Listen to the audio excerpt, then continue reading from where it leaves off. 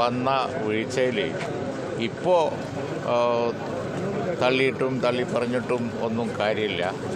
അത് സമൂഹത്തിൽ ഉണ്ടാക്കാൻ നോക്കിയ, കരുതിക്കൂട്ടി ഉണ്ടാക്കാൻ വേണ്ടി ആസൂത്രിതമായി ഇറക്കിയ ഈ തനി വർഗീയ വിഷം അത് ഏശാതെ പോയതിന് കേരളീയരോട് നന്ദി പറയാണ് വേണ്ടത്. അല്ലാതെ നിരപരാധിത്വം ഒരു കൂട്ടർ ഇപ്പോൾ പറഞ്ഞിട്ട് കാര്യമില്ല. ഇലക്ഷൻ കാലത്ത് അത് നന്നായി യൂസ് ചെയ്ത് നോക്കി എല്ലാവരും.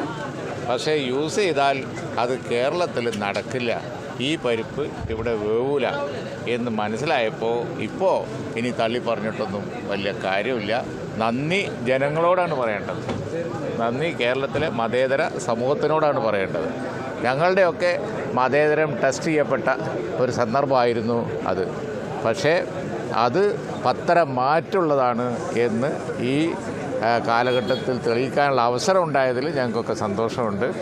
ഈ കാര്യത്തിൽ UDF ഐക്യജനാധിപത്യം തീർത്തും അതിൻ്റെ നിരപരാധിത്വം ഒരു പങ്കുമില്ല എന്നുള്ളത് സമൂഹം അംഗീകരിച്ചു കഴിഞ്ഞു. അതിൽ ഞങ്ങൾക്ക് ചാരിതാർത്ഥ്യമുണ്ട്. ഓക്കെ.